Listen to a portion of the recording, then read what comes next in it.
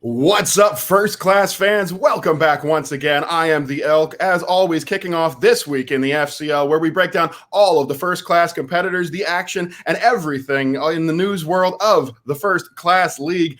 This week, I am joined by my regular co-host Keith and super producer Chris Barnes, as well as a very special guest as we discuss two amazing matchups. FCL26 is in the books.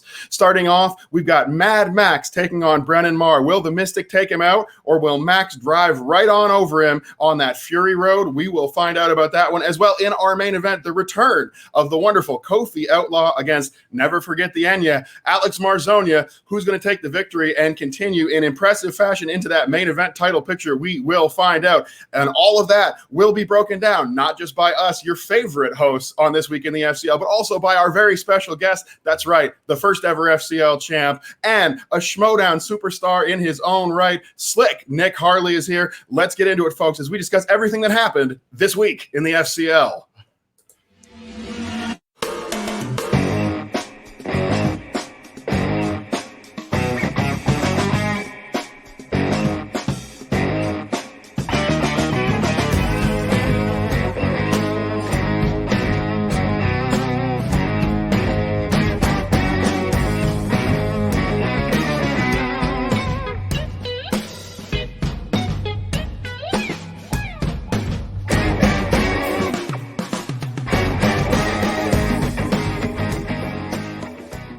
And we are back, folks. It is great to have you here joining us on This Week in the FCL. I am the Elk, the guy who reminds you to use all your JTEs. Joining me, as always, the stats man himself, our own numbers guy, Keith Kilduff, is here.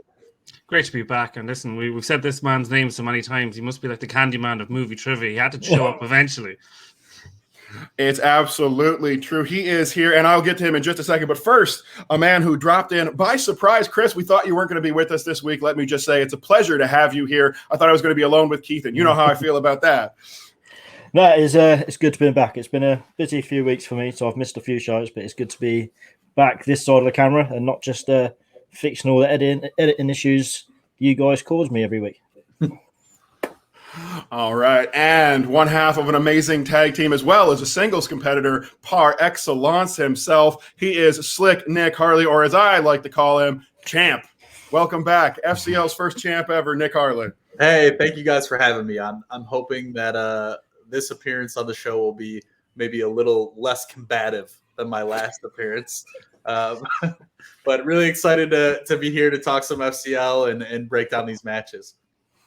Well, we couldn't have a better guest than you, Nick, of course, because you've got that FCL experience and you're a Schmoedown luminary, as mentioned, doing great in your career so far. We are all watching with very great deal of interest. Hey, you're going to take some losses against some tough competition. It does happen. You know that we have a lot of faith in you, Nick, and hopefully we'll see that play out a little bit more as you move forward.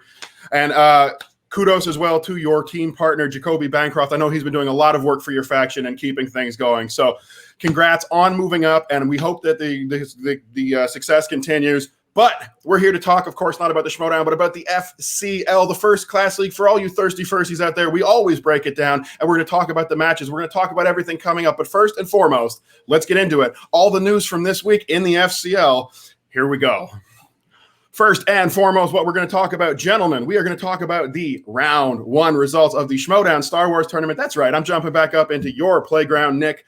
We've got Nicki Dimalanta versus Ross from nowhere. And, of course, that matchup is an important one because Ross is coming up from the FCL. He is a competitor that we first got to know here in the FCL. So did you guys get a chance to check out this match, and what did you think of it? I'll go to somebody I'm pretty sure definitely watched the match first. Schmoedown's own Nick Harley, what'd you think about this match? Yeah, this was a great match. I mean, I think the Star Wars division is the most competitive division in the Schmoedown. I really do believe that anyone can beat anyone else on it. I think that is true for the Schmoedown in general, but in the Star Wars division, I really think that all of these people are just so neck and neck. And unfortunately, Ross did not pick up the victory, and he had an extremely difficult 5-pointer, even by Star Wars division standards, extremely difficult. And you know, I really feel for Ross because we're in a very similar position in that we're both coming from the FCL. I think that there are some people that maybe are doubting our ability, maybe wondering whether we belong in the Schmoedown. And it's a lot of pressure. And not only do you want to perform well for yourself, but you also want to help establish the FCL as a serious league with serious competitors. So I know that I feel a little bit of responsibility every single time that I play, that I need to represent the FCL in a positive light. And I'm sure that was in the back of Ross's mind somewhere as well. And I'm sure that he is he has nothing to be disappointed about. I mean, he played spectacularly. I think that if anything, he's probably just annoyed that he was given such a difficult question in his debut match. But I think if you look at Thomas Harper having the belt around his waist, it would be hard not to say that Ross didn't play a huge part in that, and being sort of like a training and sparring partner for Thomas Harper. So Ross should feel at least consoled knowing that, you know, he played a small part in Thomas Harper's dethroning of the other Dimalanta. So.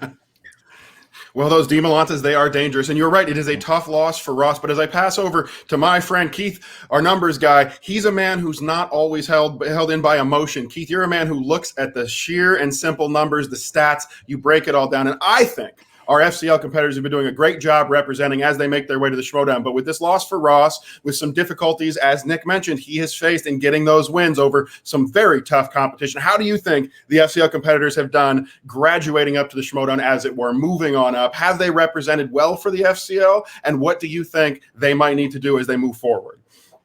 I think, listen, I can only echo everything that Nick has said. You know, that there's going to always be that sort of, I don't want to say stigma. I don't think it's a stigma, but there's a sort of a feeling of that, like, are you guys going to be fit for purpose? Because you're probably going to think that yourselves moving up.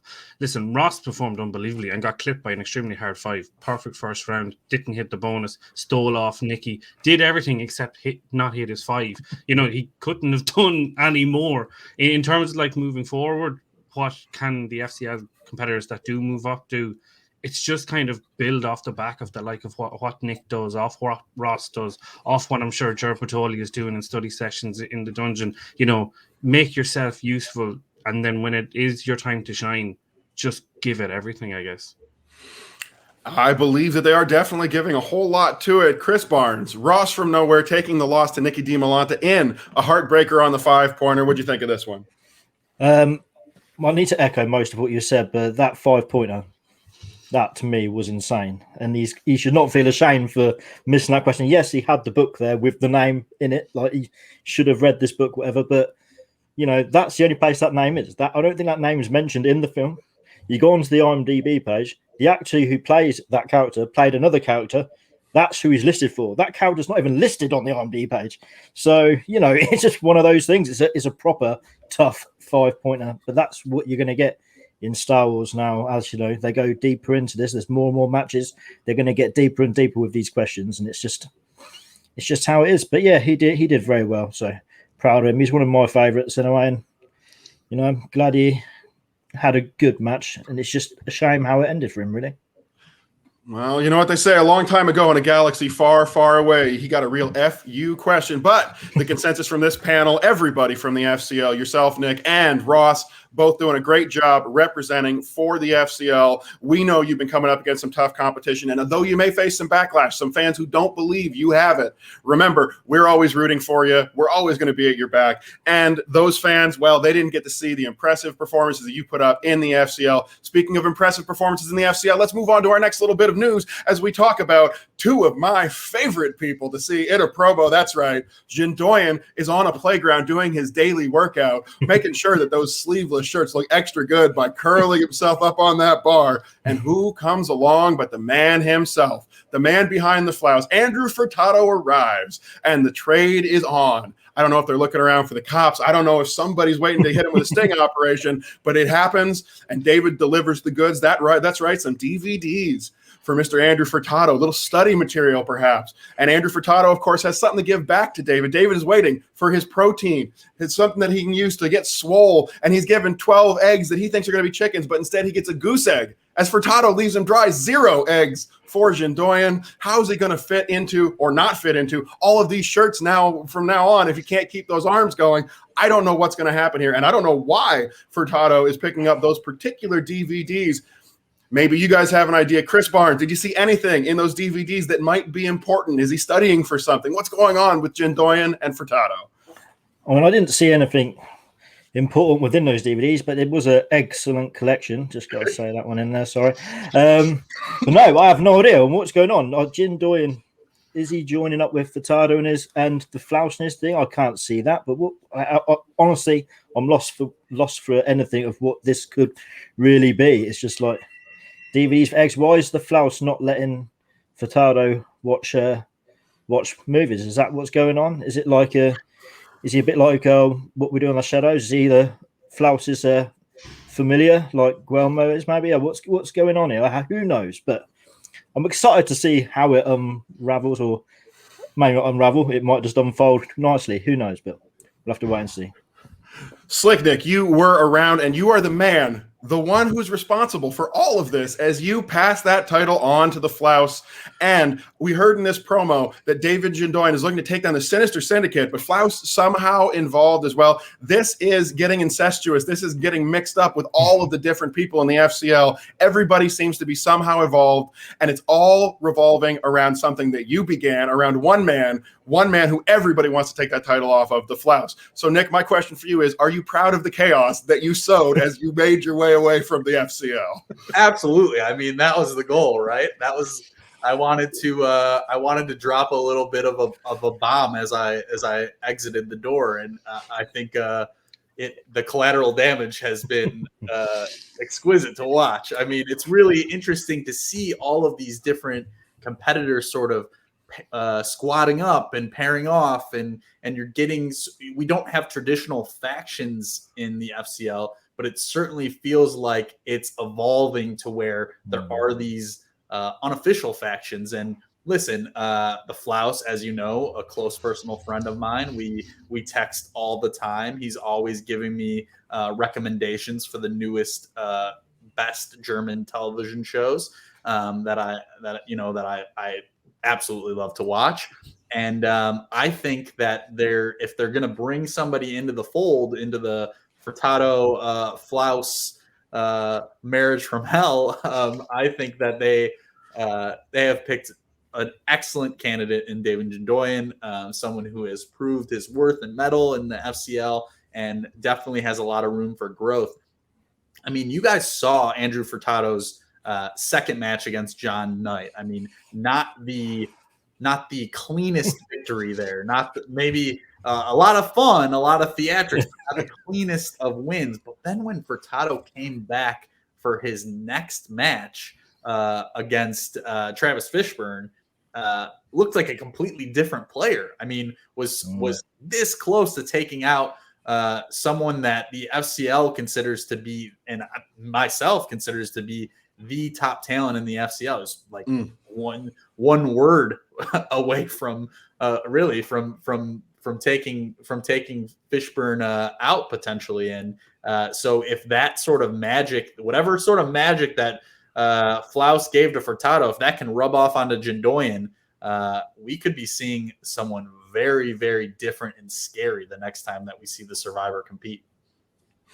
Absolutely. And the whole crew, if they do end up getting together, are people who we know are big characters with big personalities. Maybe each and every one of them might have a few little gaps to fill in when it comes to the actual knowledge. Perhaps together it'll be the alchemy of what's going on. They'll figure it all out. But you know I love to hear great things about Andrew Furtado, so let's keep it going. Keith, what nice things do you have to say about Mr. Furtado this week on the FCL?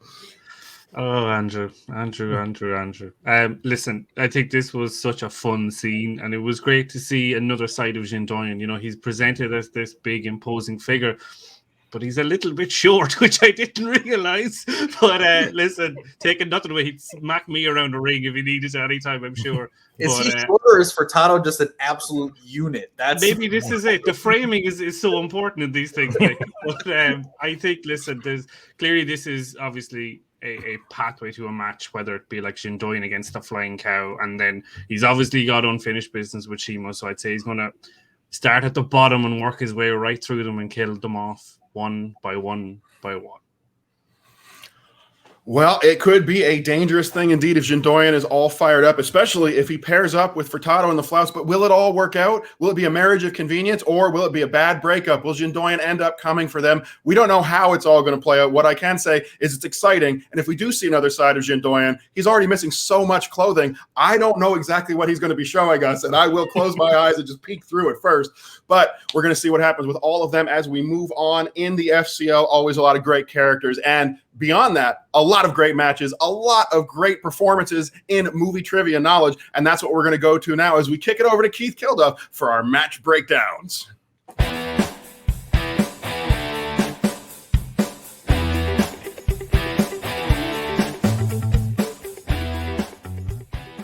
FCL26 kicked off between a fight between Maxwell Haddad and Brennen Marr. 2-1, played 1-0 in the singles division, moving into round number 1, finishing 7-5 to Maxwell. If we kind of break down question by question, first category asked was in crime. This F. Gary Gray 2005 sequel featuring The Rock, Wahlberg and Cedric the Entertainer. Be Cool being the answer. Brennen unfortunately missed in this, saying Copland.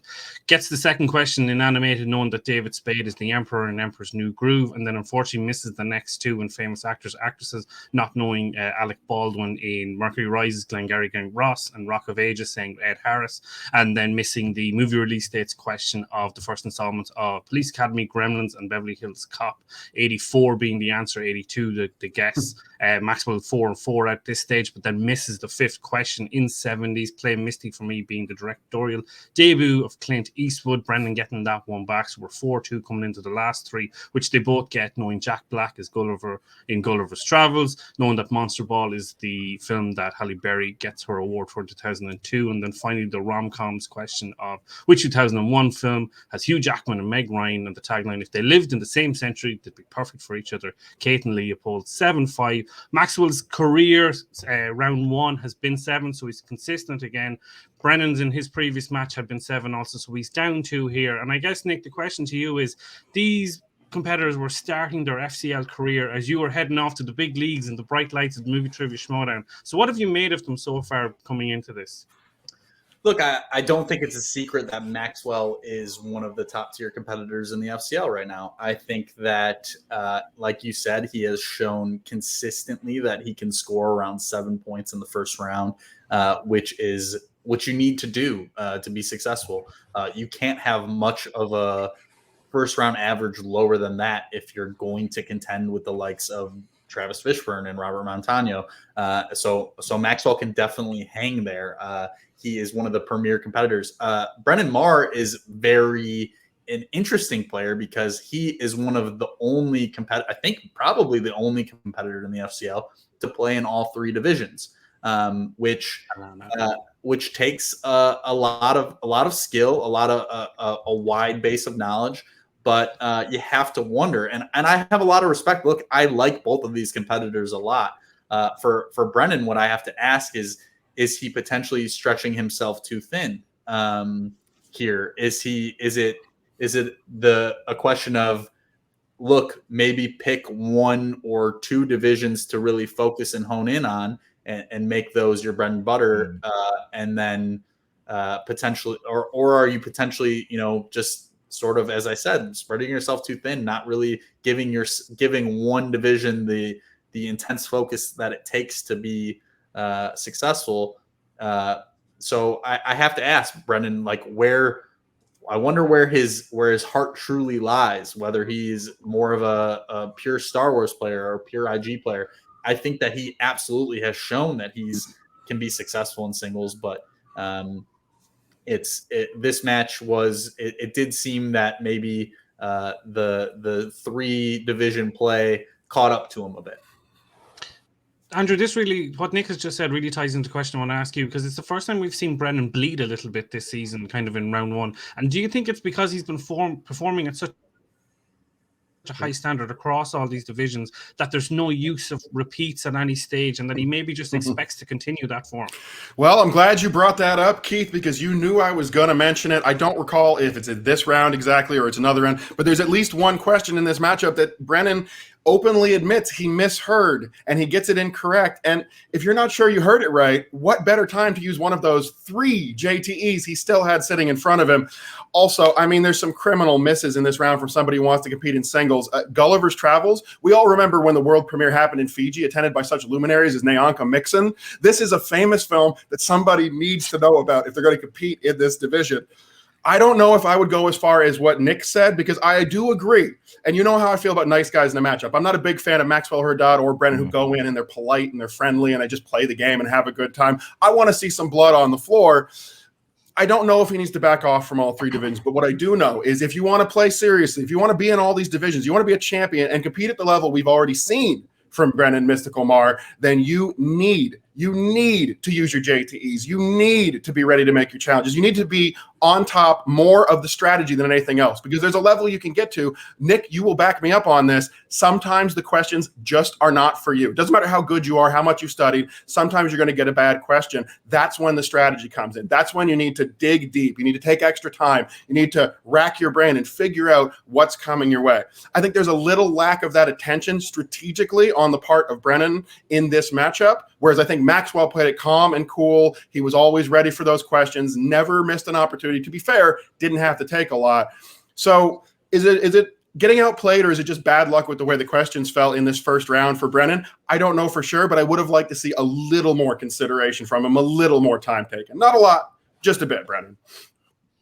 CB, it's good to see Maxwell backing up his kind of average in round one, playing consistent as he has done through his 3 matches so far. Yeah, absolutely. And as Nick said, it's no secret he's one of the top players in the league. No, he really is. And as far as what we're saying with Brennen as well, I mean, I'll answer your question first. With Max, yeah, I kind of expect him now to be hitting those sort of 7, 8 in round one anyway, you know. But I will go back to Brennen. Like, obviously, he was, like, we call him like the only triple threat in the league so far. He's been doing well, 3 wins, 1 in each division. But I think this maybe spread themselves thin, but also this is probably trying not to insult the players he's faced previously, but this was a step up for him, you know, in the competitor anyway. So I don't know if that may have just kind of, you know, got into his head a little bit, that he's actually facing someone that is arguably one of the top players in the division. Who knows? Obviously, it was a slow start for him, unfortunately. But I don't know. Maybe Nick may be you're right. Maybe it's just time he should back off from one of these divisions, though, and just focus on, well, whatever he wants to focus on, because he's shown me enough in every division, every match he's had, that he could do well in any of them. He may just need to focus on, just pick one. Yeah, no doubt that he's extremely skilled. One thing that I wanted to bring up about this match that I think is interesting, especially this first round, is that we're seeing the questions in the FCL go up in difficulty a little bit, as we've seen in the MTS with tournament season. And we've also seen them sort of mirror the style of the questions that we've been seeing in the MTS. Not to give away any like trade secrets here, but I think all of the competitors have noticed that the Alec Baldwin question in particular, the one that Brennen missed, these are questions that we're seeing. That style of question has been extremely prevalent in the MTS and is now coming to the FCL. So you need to know these actors and their filmographies very well. You're going to get those questions where here's 3 movies, who's the actor that's in them?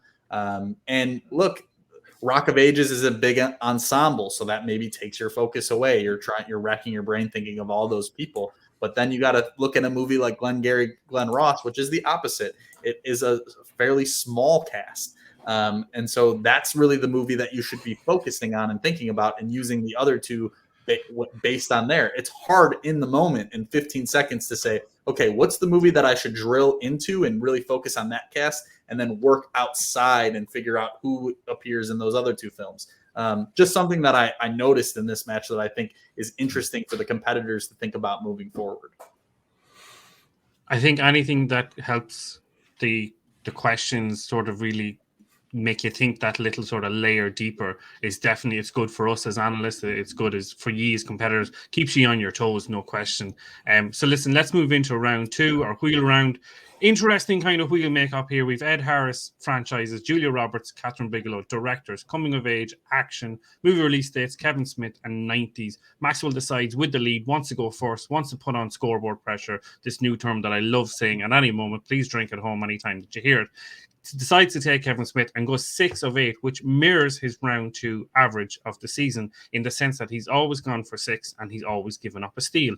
Gets the first 2 questions correct. Which MCU actor appears as a hologram in Jay and Silent Bob reboot? Chris Hemsworth.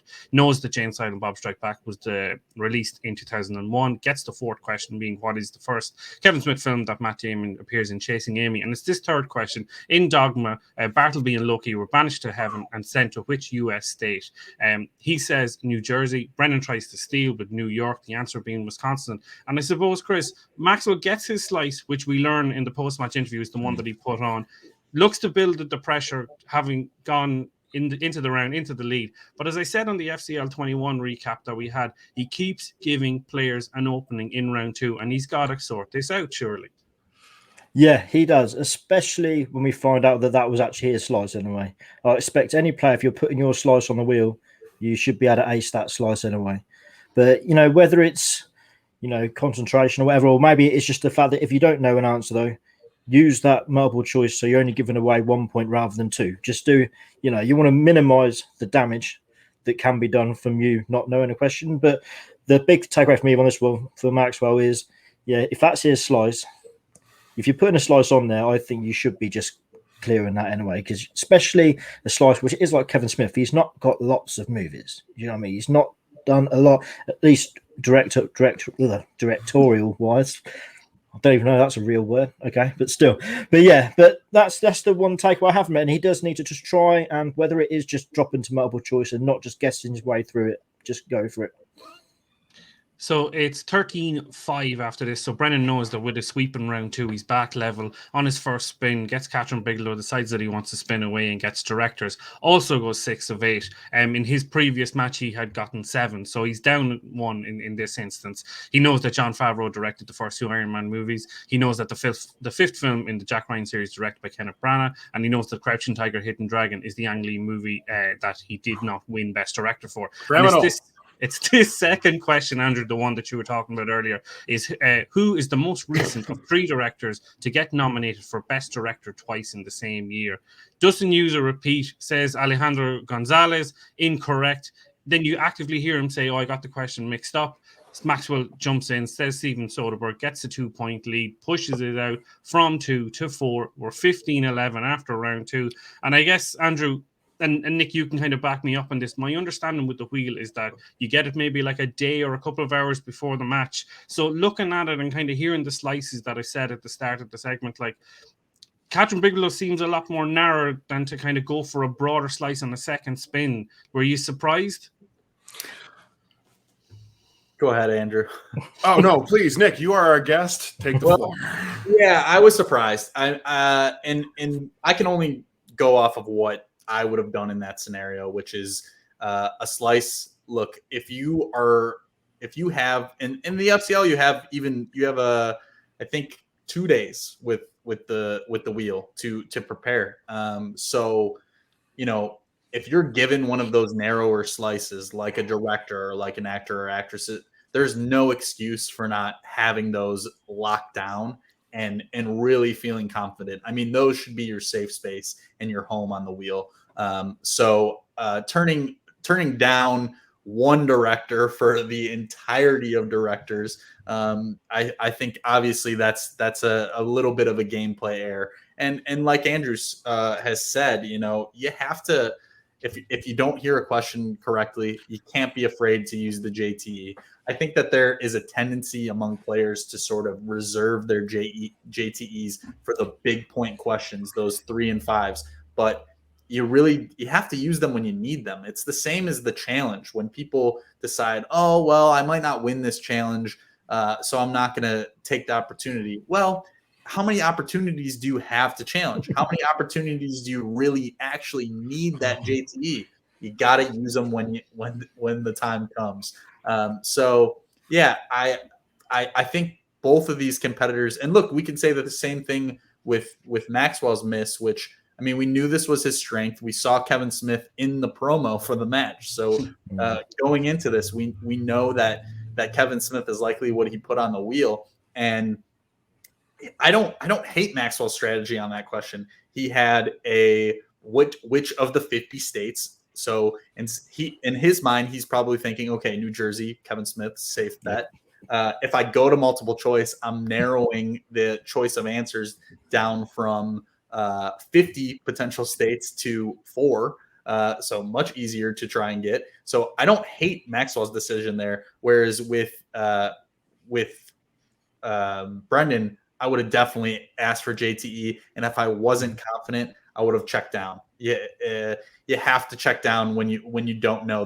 You can't take a gamble unless it's a scenario like naming a date or naming something that is so broad that you have the advantage to not narrow it down and give up that potential steal. So I know I just said a lot there, but Andrew, what do you have to add?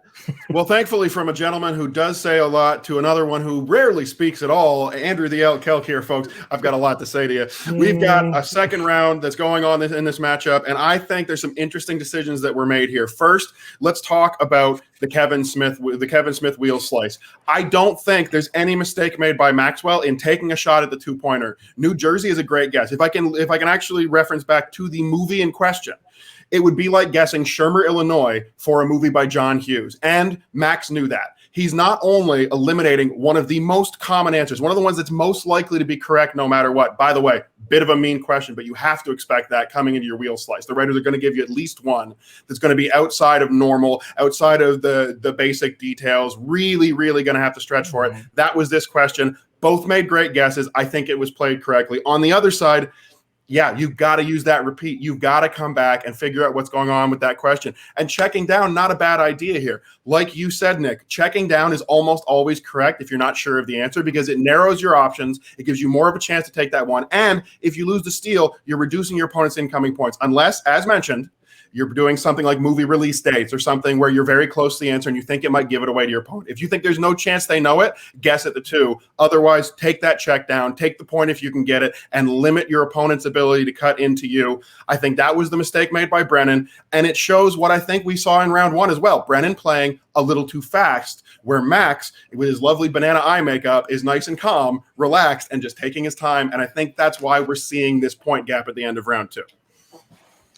So listen, let's wrap this up in round 3. It's all on Brennen. He's got to go 2 and 3 to at least does Matt and Ben. Ben Affleck plays Ned Allen in what period piece comedy Shakespeare in Love. Follows it up in directors. Timothy Chalamet and Saoirse Ronan are in 2 Greta Gerwig movies, Lady Bird and Little Women. Back on Maxwell on his 2. In 2000s, Denzel won a Best Actor award for which 2001 Antoine Fuqua film Training Day. And then it's all on Brennen, all on the 5 in comedies. In Dumb and Dumber 2, what is the nickname of Harry and Lloyd's deceased friend who turns out to be Rachel's biological father? Only uses one of his 3 JTEs, says doesn't know it, hits Crazy Larry, unfortunately incorrect. P-Stain being the correct answer, and your winner by way of winning 17-16. And Nick, I got to come to you. Maxwell gets the W. He's 3 and 1, but this doesn't feel like a standout performance for him, or am I being too harsh on the guy? I think you're being a little harsh. I mean, he scored 7 points in round 1, which we've said is average, and certainly look, I don't know if I ever went perfect in a first round and in my time in the FCL. So I'm definitely not going to throw stones at 7 points. And then, yeah, while I think that maybe he could have navigated that round 2 question a little bit differently, that's probably what I would have done in the same scenario. Like I said, I don't have a lot of criticism for that choice. I think he took a calculated risk, and it didn't pay off, but there wasn't points stolen off of it. So I think that's a best case scenario, and that's in that instance. Look, once again, my whole thing is that I always, when I'm watching matches as a viewer, I like to see contestants hit their 5. So if they're not pushed to their 5 and they don't hit their 5, then I feel like that's kind of why you walk away from a match thinking, well, this wasn't that impressive. You didn't see them hit that tough big money question. So I don't think that's Maxwell's fault at all. He played a great game. He won. And listen, I just think that it's natural when you see a match and someone isn't pushed to their 5 to think, well, that was sort of an easy win and not that impressive. It doesn't really put the league on notice. Like, oh man, he hit a really difficult 5-pointer.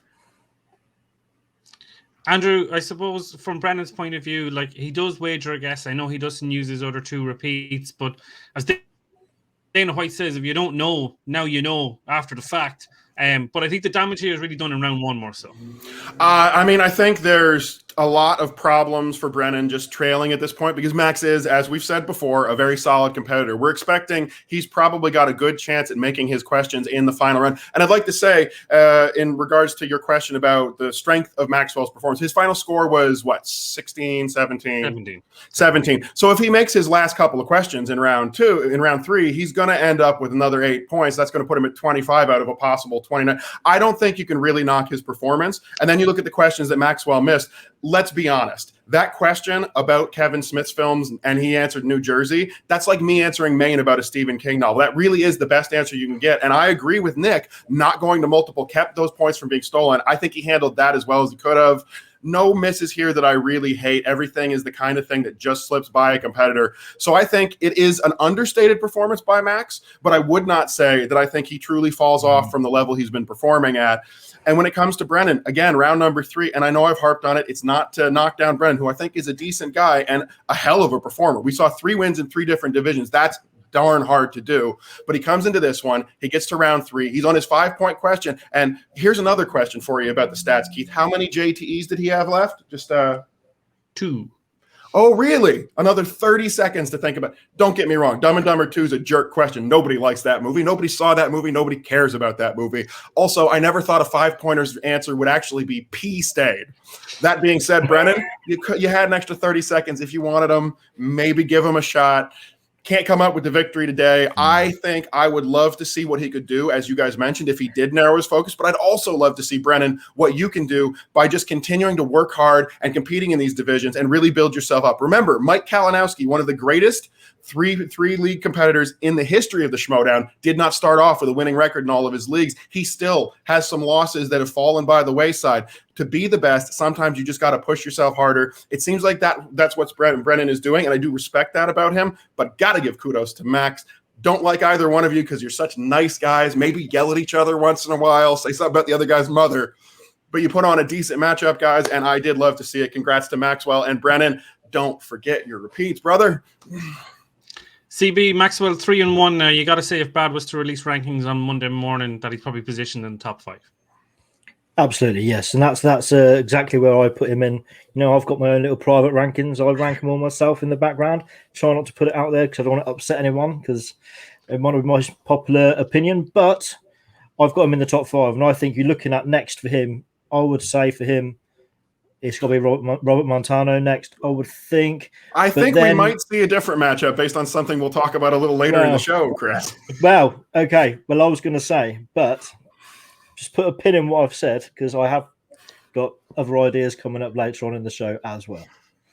As long as you're not on the fence, I'm sure we'll appreciate the. No, I'm just going to I'm going to just tell you loads of matches and hopefully one of them happen. I love to circle back to this 5-point question that Brendan got here. So this is one of those questions where, let's be honest, I didn't know this. I don't know many competitors that were going to know this question.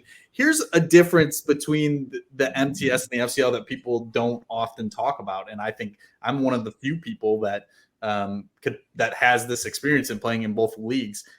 There's this conception that the FCL questions are easier, and in some instances that can be the case. Maybe there's a little bit more context. Maybe there are you're given maybe an extra detail that you wouldn't have been given in a question in the MTS. That being said, I think that the people that are writing the questions in the FCL, I think it's a smaller group. And I think that sometimes you have the tastes and the peculiarities of the people that are writing the questions come through a lot stronger in the FCL, which sometimes makes some of these questions feel like they're coming way out of left field, or just a strange a movie that you wouldn't normally maybe hear about in the MTS. So I just wanted to mention that this felt like one of those like specific FCL questions where you like, this is the sort of difference, that there are just sometimes a little bit more esoteric choices in the movies that are being asked about at the FCL that you really gotta I think that everyone in the FCL should be looking at PLD's letterboxd account and really paying laser focus attention to that. So what you're saying, Nick, is you think that even though there may be a slightly broader focus, more films that you have to see, it balances out against the fact that you might get a few more context clues or a little more of a surface level question. I think that's a good point that I have not heard made before.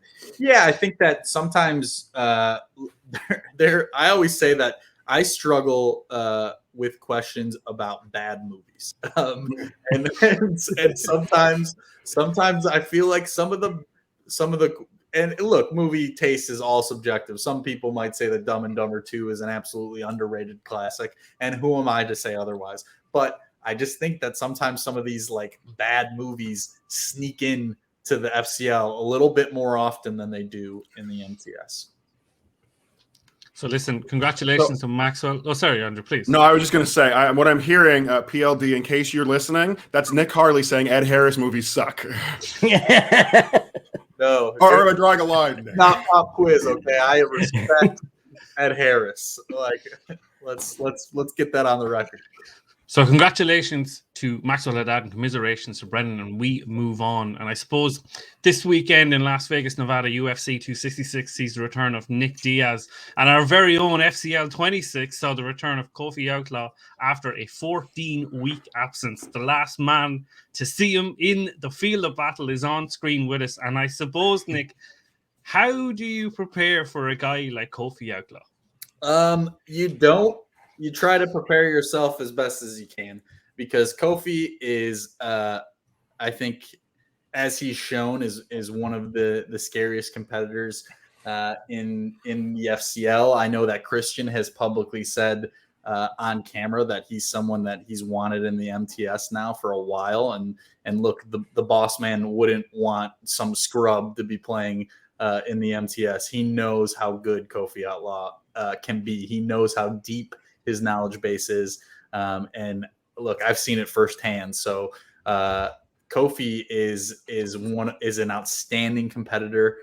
You can't really prepare for somebody like that, because not only do you have to cover, the man writes for comicbook.com, so your first instinct says, okay, I need to cover all my bases on comic book movies. There hasn't been a lot of those lately in cinema, has there? Yeah, that's just a small amount of movies.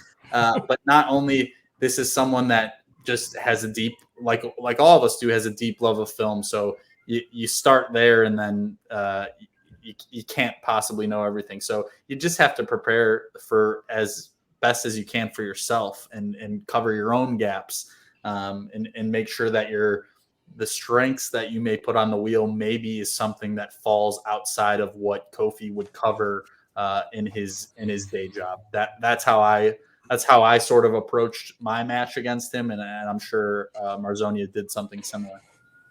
True. So 2-0, Alex Marzona was his opponent this week, and after round one, Alex was up 6-4.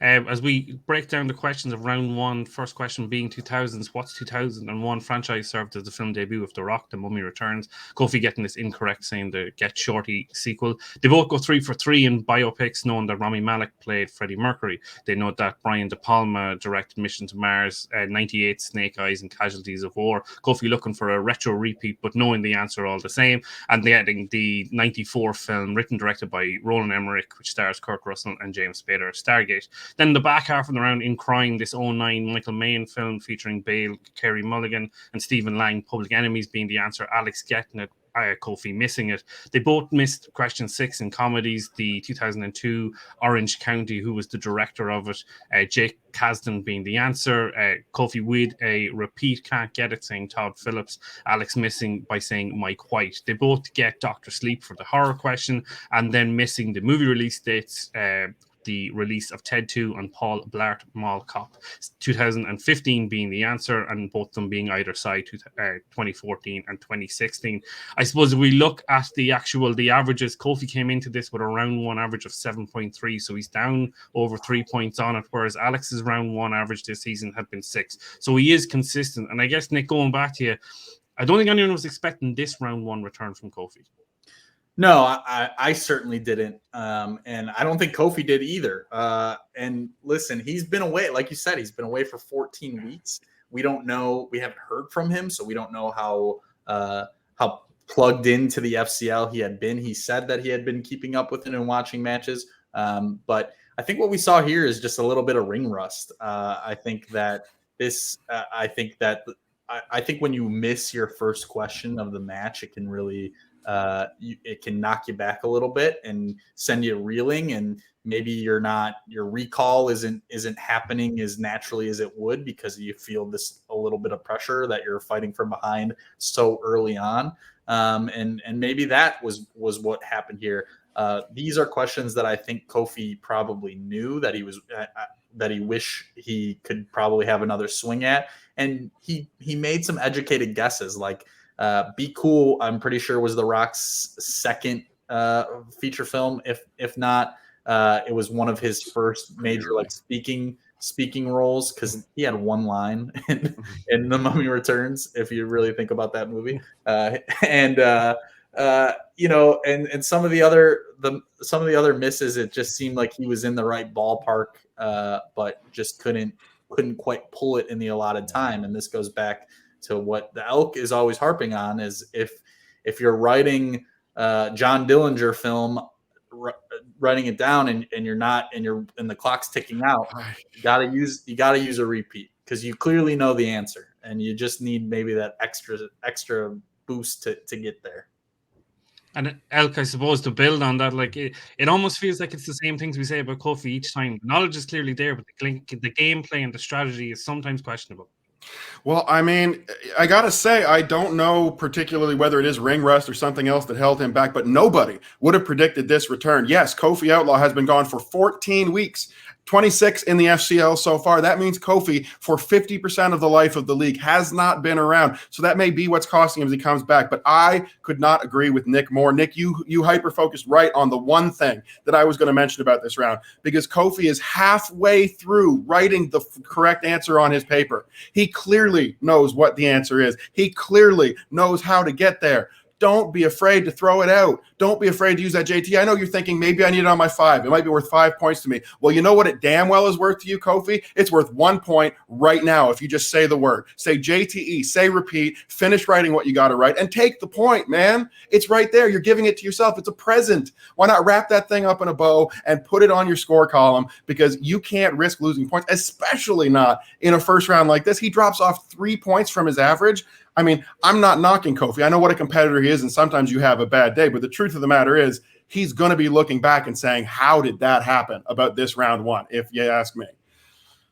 And I suppose, Chris, on the other side, Alex staying consistent, much like what Maxwell did in round 1 of his match.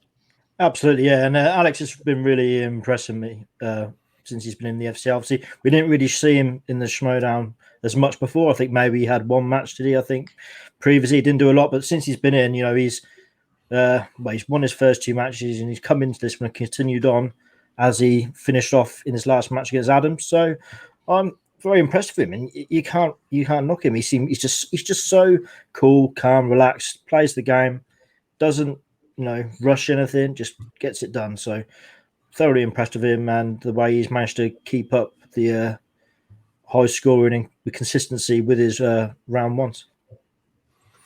So listen, let's move into round 2. Alex takes his 6-4 lead and decides to go first also. Another person looking to build scoreboard pressure this week. On his first spin, gets horror, decides he wants to spin away. It's an interesting wheel if we break it down. Rom-com, sports, movie release dates, DC, 2000s, John Candy, horror. Jodie Foster, Quentin Tarantino, and famous actors and actresses. On the DC, goes 5 of 8, gives up 1 steal, but knows that Terrence Stamp plays General Zod in Superman 2, knows that Alicia Silverstone was Batgirl, knows via way of multiple choice that it's Linda Carter in the post-credit scene of Wonder Woman 84. And it's this fourth question is really interesting on both competitors. So who voices the villainous Nuclear Man in Superman 4, The Quest of Peace? Goes down to multiple choice. Alex says A, with the answer being Mark Pillow. On to Kofi for the steal. Here's the choices, and also says Mark Pillow.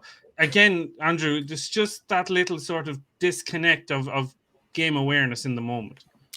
I mean, this is a tough round for both of them. I'm not saying these mistakes don't happen, but I'm a comic book guy. I'm an old school DC fan. I've seen a few of these movies, and I'll be honest with you. I think I've seen Superman 4 maybe twice. I never really went back and revisited all that much. It's not the best of the Superman films, but to miss the OG Wonder Woman, Linda Carter, to have to go to the multiple choice to get that, and then on top of that, to have the options read out to you, to know Gene Hackman is in the movie. If you've ever seen Superman 4, you're immediately going to remember the scenes when he's talking to him, because it's so weird to watch Gene Hackman discussing things with himself.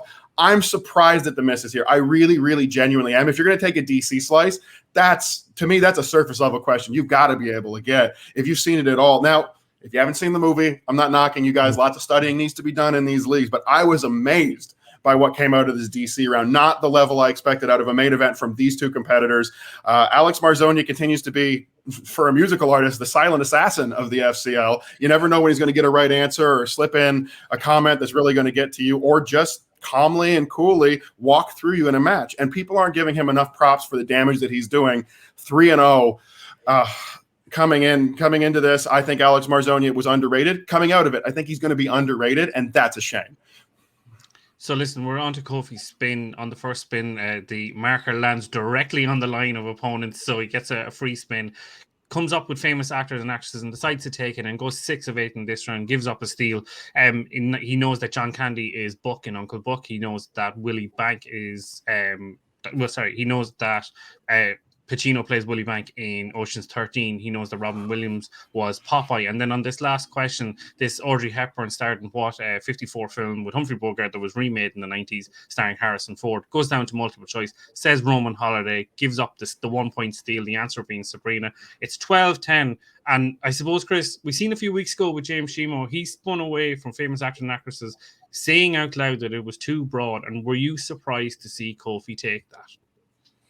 I was, but I'm maybe thinking, obviously, with his comic book movies work, maybe the DC was his category. Maybe, I don't know.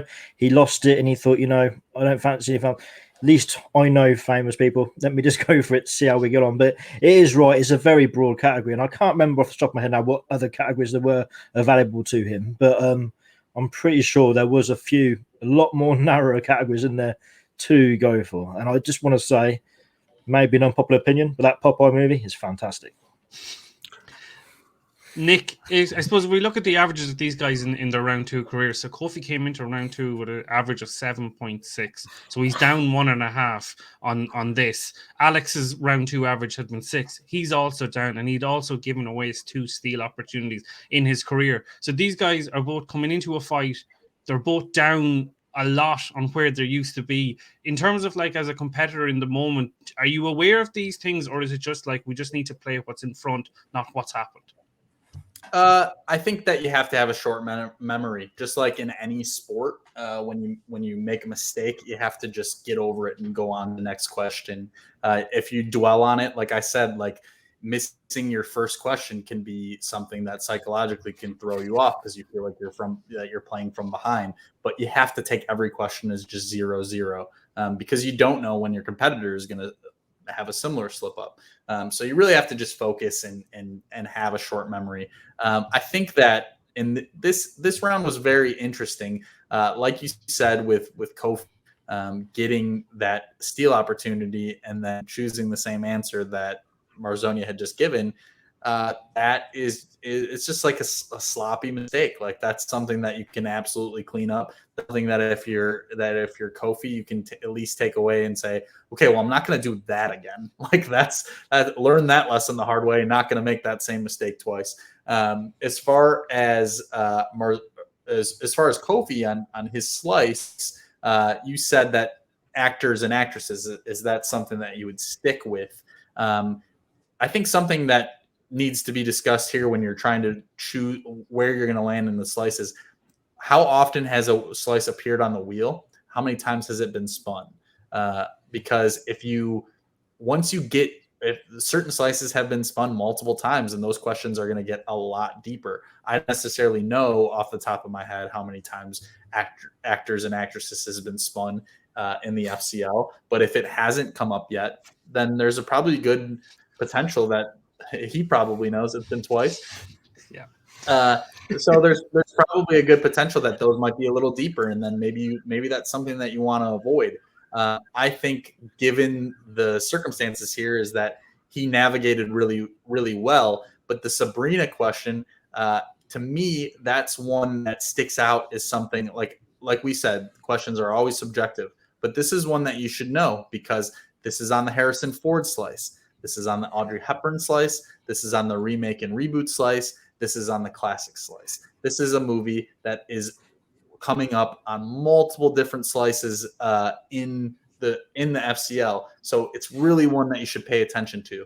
And it's something that, in my own studying, and I'm sure in a lot of people studying, that you try to think about those movies that have the most crossover appeal and make sure that you really know those ones well. So let's wrap this up in round 3. So Alex takes his 12-10 lead, comes into this. It's all on Kofi in his 2000s. Which actor featured in American Gangster, Cinderella Man, and Tenderness? Russell Crowe. Back on Alex, action adventure. Denis Villeneuve directed this 2015 film starring Emily Blunt and Benicio del Toro. Sicario.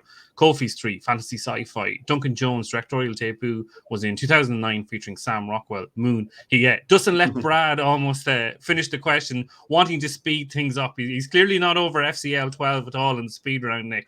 But back to Alex on his 3, and M. Night Shyamalan in Unbreakable. Why is Elijah Price nicknamed Mr. Glass? His bones break very easily. And then it's all on Kofi on his 5 in Tom Hanks. He's been nominated for acting 6 times. How many times has he won? Doesn't use any of his last 2 JTEs. Says 3, the answer being 2 for Forrest Gump and Philadelphia. And your winner, Alex Marzona, 3-0. Chris, it's a tight match played by Marzona all in all, and it's probably a big victory for him taking down the like of a Kofi Outlaw. Yeah, so it absolutely is a big win for him. He's 3-0 now, along with Rob Montano. The only other person with a 0 on their name is Travis. Fishburne, but actually, no. The Flouse has also got a 0 on his name as well. He's 1-0, to be fair. We keep whinging that he's a champion, but he hasn't lost a match yet. I'm just saying. But it's a great win for Alex, and he's just quietly sung his way right to the top of this division, to be honest. And I'm thoroughly impressed by it. I suppose, Andrew, if we look at their career stats, they both came in 6 of 6 in round 3. So you're expecting this to go down to the 5s. Mm-hmm. And for Kofi's 5, surely you got to use those last 30 seconds, work through the 6 movies that he's potentially been nominated for. And again, back to what I said in round 1, it just feels like the old gameplay mistakes are just caught up with him in this one. Yeah, no, I mean, I think some great insights from everybody about this particular round. Nick, I loved what you said about how these players are playing and where the rest can get you and why you have to study certain movies over other ones. I was racking my brain on that remakes question. I couldn't think about whether or not any of the other movies had been remade, but I knew Sabrina with Harrison Ford. It eventually came to me. That last question, you take that extra time, you try to figure it out, you try to just delve deep and kind of guess where you're going. This is a tough round, but it's emblematic of the way the entire match played out because Kofi plays fast and loose. He doesn't use his repeats. What does Alex Marzona do? Alex Marzona playing calm and collected like he has the entire matchup here. Think about that final question he got. He gets an unbreakable question. Why is Mr. Glass called Mr. Glass? And you can see him in that moment. I urge you, fans, go back and watch the matchup. You can actually see Alex stop because he realizes there's different ways to answer this. I'm not sure what they're looking for. So he takes a moment, he composes himself, and he answers as best he can. Would it have been an acceptable answer if he said, because that's what the kids on the playground called him? Not the answer he gave, probably would have gone through. But I like that you can see him take that breath, that moment to think about his answer and make sure that he's getting it correctly. Kofi jumping on that moon question. Kofi not using his repeats in the end.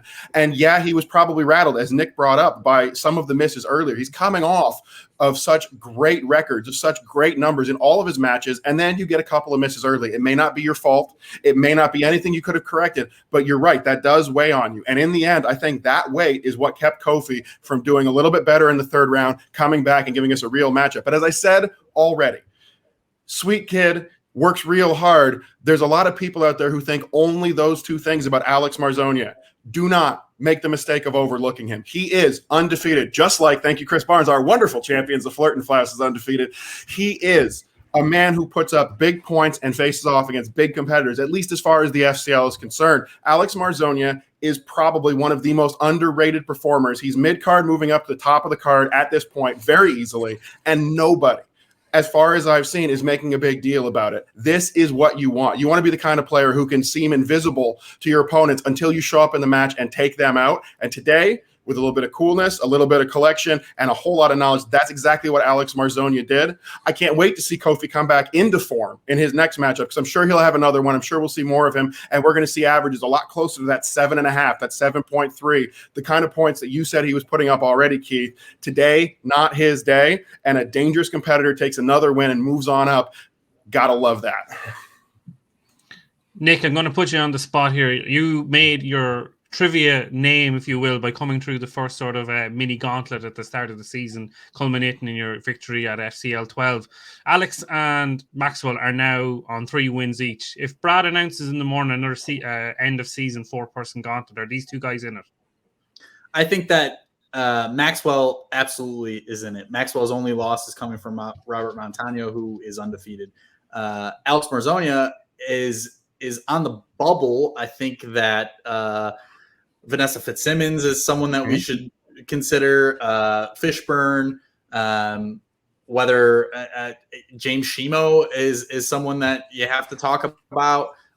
There are some people in the FCL that you need to consider here, but I will say that I'm highly impressed with Alex Marzona. Alex Marzona, even though our gameplay strategies are a little bit different, our personalities as we played are kind of at odds, I would say that he reminds me a lot of my time in the FCL, and that I feel like each performance he's putting together another little piece every time. That he's you see a steady improvement across all 3 matches, and this is one of those big statement wins. So like to see, look, I know at the end of the match, Marzona called a shot with playing Maxwell, which I absolutely love. And I don't understand why more people, the thing that I hate most of all in the FCL is when at the end of the match, Steph or Brad always ask, who do you want to play next? And usually the answer is some variation of, well, I'll play whoever it is. I don't really mind. No, call your shot, build a story. Like, you should be calling out, if you want to make a statement, if you want to make an impact, you should be calling out one of the big players in the league. And that's exactly what Marzona did here. So I love that move. I would love to see that match. I think that Maxwell versus Marzona is definitely one that there would be a lot of eyes on, a lot of interest for, myself included. And so with that, we finish our recap of FCL26. Congratulations to Alex and commiserations to Kofi. And seeing that at the time of recording, we do not know what the card is for FCL27. Mr. Elk, see us out for one more week. Well, it's been another great week of FCL action, folks. Of course, those wonderful matchups we just talked about. A potential upcoming match, Marzona versus Haddad. Would you like to see that one? I would love to see it. Big risk, big reward for both competitors if they do face off, as one may fall out of that main event picture and the other may solidify their spot and cement themselves something in the range of a #1 contenders or a title shot. It has been a great week, and I wish we knew more about next week, but for this week, all we can do is say to you, thank you once again for joining us. As always, it's a pleasure. If you want to leave a comment, leave a like, or anything at all, we love to hear you engage with our content, and we'd love to talk to any one of you fans out there, all you thirsty firsties that we give all this wonderful news to every week. Thank you for dropping by. If you're looking for any of us online, you can, of course, check us out. You can check out this show on podcast form, pretty much everywhere you get podcasts. Do remember to check that out. Drop us those likes and those subscribes. And on our way out, we always like to tell you where you can find a little bit more from each and every one of us. Chris Barnes, UK, our super producer, where are you online? Well, I am online on Twitter at ChrisBarnes_UK and on Instagram at The Movie Barnes. And that's pretty much it. All right. And Keith Kilduff, as always, breaking it down, all the numbers, all the facts. He is our very own stats man. Where can they find you online, Keith? Twitter and Instagram at KeithKilduff89. Check out the Opening Pair Network on YouTube and all podcast form. Kyle Gavin and Chris Gaggs broke down UFC 266 and the Anthony Joshua fight this week. And also this Sunday coming, I am going to be on Euro Schmo with Teresa and Matt. So check us out on that. I can't wait to check that one out. Keith, should be a whole lot of fun. And, of course, our special guest for the evening. He does not need an introduction, but I'm going to say it all anyway. He's one half of Chaos Theory. He's a future champion in the Schmoedown. We all have no doubt of that. He is the first and the greatest FCL champion so far. Well, apologies to you, Flaus, but you can't beat Slick Nick Harley, Schmoedown man of the hour. Nick, where can people check you out? Well, you can check me out on Twitter at Mick_Marley. You can check me out at Den of Geek, where I have a recent review of Netflix's new Mike Flanagan show, Midnight Mass. Spoilers included in that review. So make sure you watch the show before you read that one. And then you can find me in the movie Trivia Schmoedown, where Chaos Theory will be taking on Deception, one half of which has the singles championship. And look, I experienced my first taste of defeat in the singles tournament against Prime Man Paul Oyama. And if you don't think that only charged me up even more to take down Deception, then you would be sorely mistaken. Do you think that so Marisol McKee has a match coming up against Chance Ellison. Adam Collins has a match coming up against the Kid. Maybe their focus is a little bit off of Chaos Theory at the moment, which wouldn't blame them for, but would be a huge mistake on their part. Listen, I can promise you, I don't care if they are the current singles champion, if they have 0 wins in the MTS, I am preparing like a madman, and I am going to push Deception to the very limit. So sure that you get your popcorn ready, that you have your drinks on deck, and that your eyes are glued to the MTS channel when Chaos Theory versus Deception hits, because we are going to put on an absolute barn burner. And let me tell you, Chaos Theory fully intends on taking home W. I don't care who we're facing. Well, Nick, that sounds absolutely amazing. And I got to say, an interesting situation for you. The first time ever, perhaps, that you're coming in with something to prove in a matchup, as opposed to other people looking to take you down. That being said, that prep work is going to be important, because Marisol McKee and Adam Collins are a lot closer on that scale to current singles champ than they are to 0 wins. We look forward to it. We wish you the best of luck. And that's a heck of a matchup, fans. You know you're going to want to check that out. If you want to check me out, I'm the Elk. I'm available on YouTube, on the Movie Trivia Face-Off, here, of course, on This Week in the FCL, and on Twitter at Kelk Andrew, Kelk Andrew. It's been a pleasure seeing all of you this week. Once again, Nicholas, thank you for joining us. You are a wonderful guest. And based on this week's show, the man who's going to take over my spot discussing strategy if I ever leave, because you know what you are talking about. Look out Collins and McKee, and look out every First Class fan for all the great action on the First Class League, as well as all of our breakdowns as we tell you everything that happened, all the news, the matches, and everything that's fit to discuss about the FCL. We'll see you all next week on This Week in the FCL.